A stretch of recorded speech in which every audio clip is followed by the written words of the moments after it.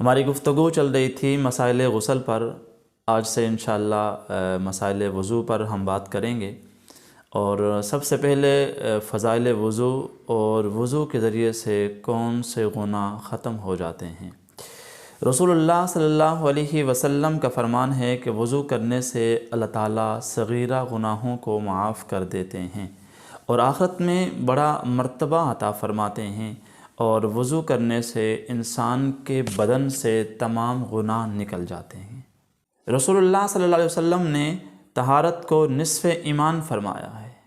ٹھیک ہے، ایمان کے دو حصے ہیں، اعتقاد اور عمل۔ عمل کا بڑا حصہ نماز ہے جو کہ طہارت پر موقوف ہے، اس لیے اس کو ایمان فرمایا ہے۔ بعض احادیث میں رسول اللہ صلی اللہ علیہ وسلم کا فرمان ہے کہ منہ دھونے سے وہ گناہ معاف ہو جاتے ہیں جو آنکھوں سے کیے ہوں، اور ہاتھ دھونے سے وہ گناہ معاف ہو جاتے ہیں جو ہاتھوں نے کیے ہوں، اور پیر دھونے سے وہ گناہ معاف ہو جاتے ہیں جو پیروں کے ذریعے سے ہوئے ہوں۔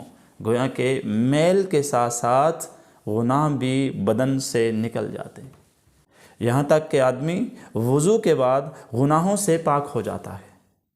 اس حدیث سے ہاتھ، پیر اور آنکھ کی تخصیص سے یہ گمان پیدا نہ ہو کہ باقی اعضاء کے جو گناہ ہوتے ہیں وہ نکلتے نہیں، ایسا نہیں۔ بعض احادیث میں بدن کا لفظ بولا گیا ہے، اس لیے فرمایا گیا کہ وضو کرنے سے بدن کے تمام گناہ نکل جاتے ہیں۔ اسی طرح رسول اللہ صلی اللہ علیہ وسلم نے فرمایا کہ جو شخص مسنون طریقے سے وضو کرے اور وضو کرنے کے بعد کلمہ شہادت پڑھے، اس کے لیے جنت کے 8 دروازے کھل جاتے ہیں، جس دروازے سے چاہے وہ جا سکتا ہے۔ اسی طرح ایک حدیث میں فرمایا کہ میری امت قیامت کے دن کہہ کر پکاری جائے گی، اس لیے کہ جن اعضاء پر پانی پڑے گا وہ قیامت کے دن انتہائی چمکدار روشن ہوں گے۔ رسول اللہ صلی اللہ علیہ وسلم نے فرمایا کہ قیامت کے دن میں اپنی امت کو پہچان لوں گا۔ کسی نے کہا یا رسول اللہ اتنی کثیر تعداد میں آپ کیسے پہچان لیں گے؟ حضور نے فرمایا کہ میری امت قیامت کے دن جب وضو کرتی ہے نا، وضو کرنے کے دوران جن اعضاء پر پانی پڑتا ہے وہ انتہائی چمکدار ہوں گے۔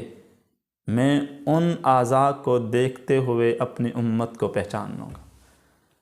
اس کی مثال یوں بیان کرتے ہیں کہ بہت بڑا میدان ہو، اس میدان میں سیاہ گھوڑے ہوں اور ان گھوڑوں کے درمیان ایک سفید گھوڑا چھوڑ دیا جائے، تو کوئی بلندی پر کسی انسان کو کھڑا کر دیا جائے اور اس سے پوچھا جائے کہ اس تمام گھوڑوں میں سفید گھوڑا کون سا ہے، تو وہ فوری بتائے گا وہ کھڑا۔ حضور نے فرمایا اس کو تو دیر ہو سکتی ہے بتانے میں، لیکن مجھے اپنے امتی کو پہچاننے میں نہیں دیر ہو سکتی۔ میں اپنا امتی اس بتانے والے سے جلدی پہچان لوں گا۔ تو بھائی وضو کے کمالات یہ ہیں، وضو کی عظمت یہ ہے، وضو کی خوبی یہ ہے کہ اللہ کے نبی بھی قیامت کے دن مجھے اور آپ کو پہچان لیں گے۔ اسی طرح ایک حدیث میں آتا ہے با وضو رہنے سے آدمی شیطان کے شر سے محفوظ رہتا ہے، اور با وضو رہنا یہ صرف ایک مومن کی علامت ہے، ایک کامل مومن کا کمال ہے، اس کے علاوہ اور کسی کے اندر یہ کمال پیدا نہیں ہو سکتا۔